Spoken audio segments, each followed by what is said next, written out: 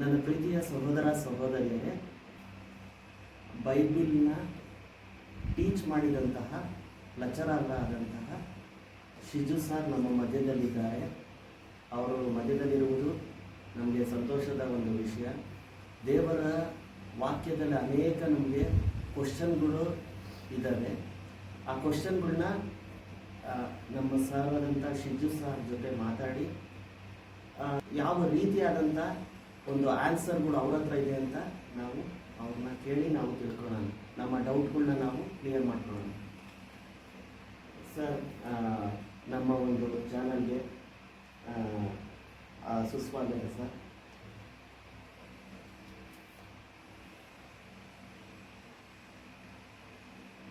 ನಾವು ಕ್ರೈಸ್ತ ಧರ್ಮದಲ್ಲಿ ನಾವು ನೋಡಬೇಕಾದ್ರೆ ನಮ್ಮ ದೇವರು ದುಷ್ಟರನ್ನು ಯಾಕೆ ಶಿಕ್ಷಿಸಲ್ಲ ಅಂದರೆ, ಯಾಕೆ ನಮ್ಮ ದೇವರು ಈಗ ಏನಾದರೂ ಒಂದು ತಪ್ಪು ಮಾಡಿದಂತಹ ನಾವು ಬೈಬಿಲಿನ ಚರಿತ್ರೆಯಲ್ಲಿ ಹಾಗೂ ಈ ಒಂದು ಪ್ರಪಂಚದಲ್ಲಿ ನಾವು ನೋಡ್ತಾ ಇದ್ದೀವಿ. ಅನೇಕ ಜನಗಳು ಕೋರ್ಟ್ ಇದೆ ಇದಿದೆ, ಎಷ್ಟೋ ಜನರು ಅವರಿಗೆ ಶಿಕ್ಷೆನೇ ಆಗಲ್ಲ.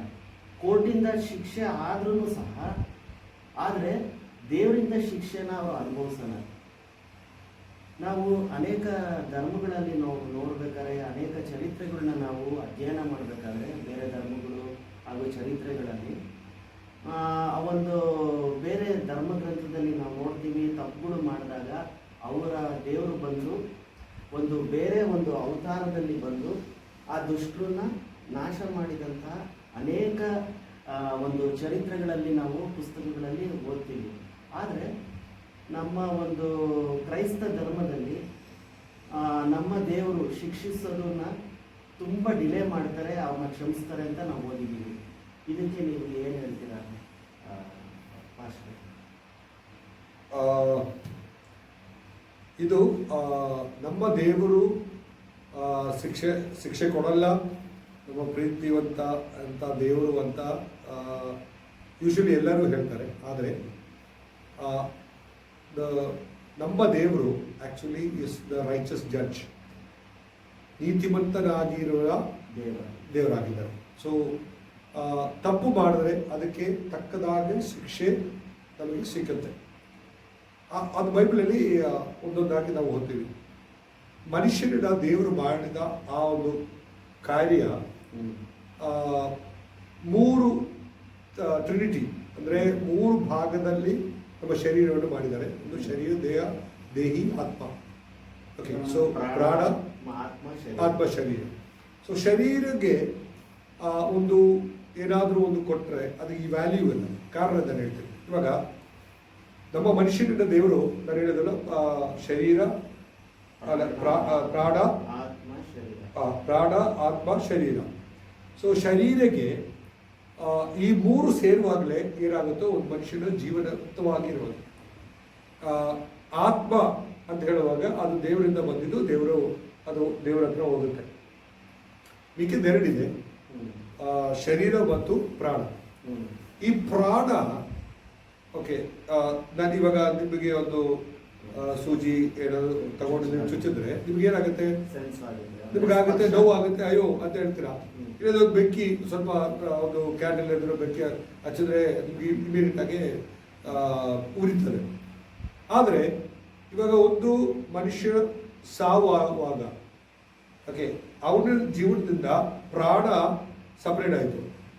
ಇವಾಗ ಇರೋದು ಒಂದೇ ಒಂದು ಏನು? ದೇಹ ಮಾತ್ರ, ಶರೀರ ಮಾತ್ರ. ಅವಾಗ ಈ ಶರೀರ ಅಲ್ಲಿದೆ. ನಾನು ವ್ಯಕ್ತಿಗೆ ಸೂಜಿ ತಗೊಂಡು ಹೋಗಿ ಚುಚ್ಚಿದ್ರೆ ಏನಾದರೂ ಆಗುತ್ತಾ? ಏನಾಗಲ್ಲ. ಯಾಕೆ? ಬಟ್ ಅವನಲ್ಲಿ ಪ್ರಾಣ ಇರುವಾಗ ಚುಚ್ಚಿದ್ರೆ ಏನಾಯ್ತು? ನೋವಾಯ್ತು. ಅವನು ಜೀವಂತವಾಗಿರುವಾಗ ಒಂದು ಸ್ವಲ್ಪ ಬೆಂಕಿ ಹಚ್ಚಿದ ತಕ್ಷಣ ಏನಾಯ್ತು? ಉರಿತು. ಓಕೆ, ನೋವಾಯ್ತು. ಆದರೆ ಇವಾಗ ಶರೀರ ಮಾತ್ರ ಇದೆ. ನಾನು ಸುಡಕ್ಕೆ ರೆಡಿಯಾಗಿದ್ದೀನಿ, ಸುಡ್ತಾ ಇದ್ದೀನಿ. ಎದ್ದು ಬಂತು ನನಗೆ ಸುಡುತ್ತದೆ ಅಂತ ಹೇಳ್ತಿದ್ದ ಇಲ್ಲ. ಅವಾಗ ಈ ಶರೀರಕ್ಕೆ ನೀವೇನೇ ಮಾಡಿದ್ರೇನು ಅದಕ್ಕೇನಿಲ್ಲ, ಯೂಸೇ ಇಲ್ಲ. ಯಾಕಂದರೆ ಈ ಪ್ರಾಣ ಇದೆಯಲ್ಲ ಅದಕ್ಕೇನೆ ನೋವು ಆಗೋದು. ಈ ಪ್ರಾಣ ಇದೆಯಲ್ಲ ಅದಕ್ಕೇನೆ ಬೆಂಕಿ ಹಚ್ಚಿದ್ರೆ ಉರಿಯೋದಲ್ಲ, ಈ ಪ್ರಾಣಕ್ಕೆ, ಶರೀರಗಲ್ಲ. ಶರೀರಿಗೆ ಯಾಕೆ ನಾವು ನೋಡುವಾಗ ಶರೀರದಲ್ಲಿ ಆಗ್ತಾ ಇದೆ, ಯಾಕಂದ್ರೆ ಪ್ರಾಣ ಶರೀರ ಒಳಗಡೆ ಇದೆ. ಪ್ರಾಣ ಜೀವ ಇದೆ, ಒಳಗಡೆ ಇದೆ. ಅವಾಗ ಈ ಪ್ರಾಣ ಆಚೆ ಬಂದ ತಕ್ಷಣ ಈ ಪ್ರಾಣಗೆ ಆಕ್ಚುಲಿ ದೇವರು ಶಿಕ್ಷೆ ಕೊಡೋದು. ಅರ್ಥ ಆಯ್ತಾ? ಪ್ರಾಣಗೆ ಶಿಕ್ಷೆ ಕೊಡೋದು ಶರೀರಗೆಲ್ಲ ಕೊಟ್ರೆ ಯೂಸ್ ಇಲ್ಲ. ಅವಾಗ ನಮ್ಮ ದೇವರು ಏನ್ ಮಾಡ್ತಾರೆ ಅಂದ್ರೆ ವೇಟ್ ಮಾಡ್ತಾರೆ ಚಿಲ್ ಒಂದು ಸರ್ಟನ್ ಟೈಮ್ ವರ್ಗು. ಇವತ್ತು ಮಾನಸಾಂತರ ಹೊಂದ್ತದೆ, ಇವತ್ತು ಇಲ್ಲ ಪರವಾಗಿಲ್ಲ ನಾಳೆ ಹೊಂದ್ಬೋದು ಅಂತ ಚಾನ್ಸ್ ಕೊಟ್ಟು ಅವನು ಸಾಯವರೆಗೂ ಅವನಿಗೆ ಒಬ್ರು ಯಾರನ್ನ ಬಂದು ಹೇಳ್ತಾರೆ ನೀವು ಮಾಡ್ತಾ ತಪ್ಪಪ್ಪ ಅಂತ ಹೇಳಿ ಅವನಿಗೆ ಟರ್ನ್ ಮಾಡಕ್ಕೆ, ಅವನಿಗೆ ಅವನು ಹೋಗ್ತಾ ದಾರಿ, ಅವನು ತಪ್ಪಿಗೆ ಮಾಡ್ತಾ ಇರೋದು ತಪ್ಪು ದಾರಿಯಿಂದ ಟರ್ನ್ ಮಾಡಕ್ಕೆ ಅನೇಕ ಅವಕಾಶಗಳು ದೇವರು ಕೊಡ್ತಾರೆ. So till that time. ಅದಕ್ಕೆ ದೇವರು ನಮ್ಮ ಬೈಬಲಲ್ಲಿ ದೇವರು ಹೇಳ್ತಾರೆ ದೀರ್ಘ ಕ್ಷಮೆ ಇರೋ ದೇವರು ನಮ್ಮ ದೇವರು. He waits for a long period of time, long suffering ಅಂತ.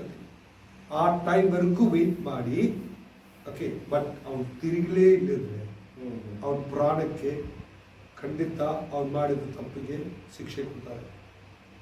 ಅಂದ್ರೆ ಒಬ್ಬ ಮನುಷ್ಯ ಬದುಕಿರೋ ತನಕನೂ ಅವನಿಗೆ ಟೈಮ್ ಇದೆ, ಸಾಯೋ ತನಕ ಅವನಿಗೆ ಟೈಮ್ ಇದೆ. ಎಸ್.